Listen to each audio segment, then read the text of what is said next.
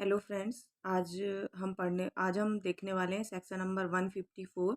Section number 154 एक बहुत ही important section भी है और बहुत ही मतलब आपको पता होना चाहिए कि 154 क्या होता है। एक जनरल पर्सन, एक सैलरीड एम्प्लॉय हो या एक इंडिविजुअल हो, उसके लिए भी 154 के बारे में जानना बहुत ज़रूरी होता है। देखिए, हम आज जानते हैं कि सेक्शन 154 के अंतर्गत जो रेक्टिफिकेशन होता है वो क्या होता है। तो रेक्टिफिकेशन का मतलब क्या होता है कि एक असेसिंग ऑफिसर है, सीधी सी बात है, एक असेसिंग ऑफिसर है, वो क्या है, बैठे बैठे खोजते रहते हैं कि कहाँ से हम लोगों को नोटिस भेजें और इनकम टैक्स वसूल करें। ठीक है।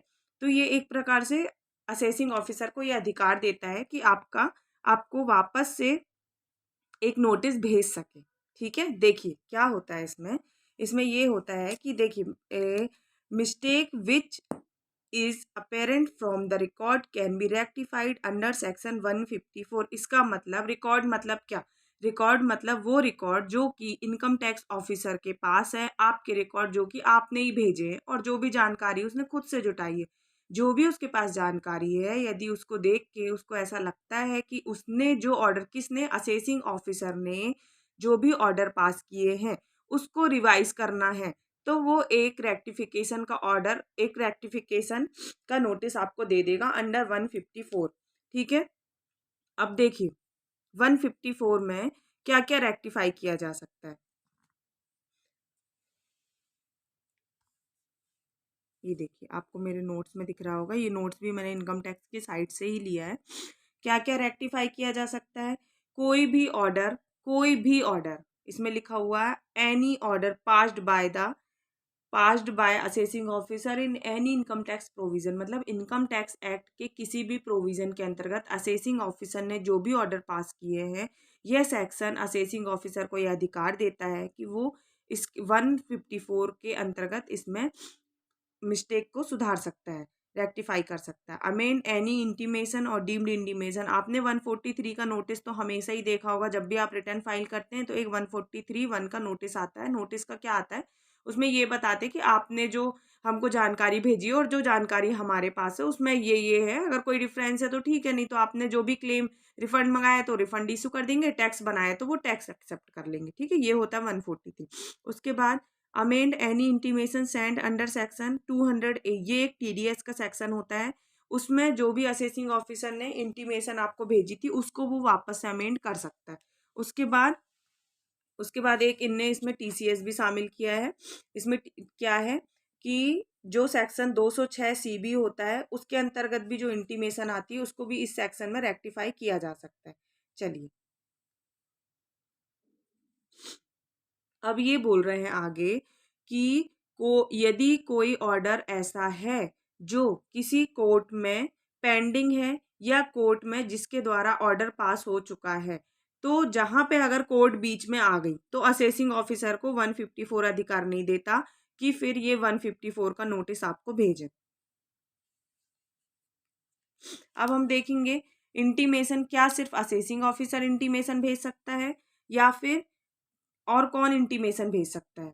ठीक है, कौन कौन, किसके द्वारा intimation of rectification by whom, किसके द्वारा कब नोटिस भेजा जा सकता है। तो इनकम टैक्स अथॉरिटी के पास यदि और जो रिकॉर्ड है उस रिकॉर्ड को देख के उसको ऐसा लगता है कि इसमें सुधार की आवश्यकता है, तो वो 154 के अंतर्गत आपको रेक्टिफिकेशन का नोटिस इशू कर सकता है। उसके अलावा यदि टैक्स पेयर मतलब कि हम, जिसकी जानकारी के लिए, हम मतलब हम तो सब कुछ है ना भाई, हमारे लिए ही तो सब कुछ किया जा रहा है। तो हम, यदि हमको ऐसा लगता है कि जो इनकम टैक्स अधिकारी द्वारा, असेसिंग ऑफिसर के द्वारा जो हमको नोटिस दिया गया है या जो भी हमारे लिए ऑर्डर पास किया गया है उसमें कोई सुधार की आवश्यकता है, तो आप क्या कर सकते हो, आप असेसिंग ऑफिसर को एक एप्लीकेशन दे सकते हो। उस एप्लीकेशन के प्राप्त होने के बाद असेसिंग ऑफिसर 154 के अंतर्गत रेक्टिफिकेशन का ऑर्डर पास कर सकता है। If the order is passed by commissioner, यदि, देखिए यहाँ पे कमिश्नर को अधिकार तो दे दिया कि कमिश्नर भी ऑर्डर पास कर सकता है, कमिश्नर ऑर्डर पास कर सकता है, लेकिन it can be rectify which has, ये केवल वही मिस्टेक को रेक्टिफाई कर सकता है, मतलब ये अपने मन से नहीं कि हमारे पास भी रिकॉर्ड है उसके आधार पे भी हमने ये जानकारी, नहीं, इनको यहाँ पे क्या है कि असेसिंग ऑफिसर ने जो मिस्टेक इसके नॉलेज में लेके आई है या टैक्स पेयर ने जो मिस्टेक इसके नॉलेज में लेके आई, उसके आधार पर ये क्या है, ऑर्डर पास कर सकता है। कौन? कमिश्नर। ठीक है। उसके बाद अब बात आती है सबसे इम्पोर्टेंट, जो हम जानना चाहते हैं चीज, सबसे इम्पोर्टेंट है कि कितने टाइम पीरियड तक 154 का रेक्टिफिकेशन किया जा सकता है, कितने टाइम तक। तो सीधा सा इसमें इनने ये गणित दिया है। आपका जो फाइनेंशियल ईयर है, ध्यान से सुनिएगा, फाइनेंशियल ईयर, ना कि असेसमेंट ईयर। फाइनेंशियल ईयर जो है वो खत्म हो गया, वहीं से काउंट करके 4 साल तक, उसके बाद कोई भी रेक्टिफिकेशन का ऑर्डर पास नहीं किया जा सकता। ठीक है। देखिए मैंने एक एग्जांपल भी लिया है, जैसे कि हमारा भी फाइनेंशियल ईयर चल रहा है 22-23। ठीक है। तो 22-23 फाइनेंशियल ईयर खत्म हो गया, उसके 4 साल तक रेक्टिफिकेशन का ऑर्डर पास किया जा सकता है या टैक्स पेयर द्वारा एप्लीकेशन दिया जा सकता है। मतलब कि अगर 23 खत्म हो गया तो 24, 25, 26, 27 फाइनेंशियल ईयर 2027 तक, फाइनेंशियल ईयर 2027 तक 154 का नोटिस जारी किया जा सकता है। आई होप कि आपको बहुत अच्छे से चीज़ें समझ में आ गई होंगी। अगर मेरी वीडियो आपको अच्छी लग रही है तो प्लीज़ मेरे चैनल को सब्सक्राइब करिए, मेरी वीडियो को लाइक करिए और मुझे प्रोत्साहित करिए। Thank you.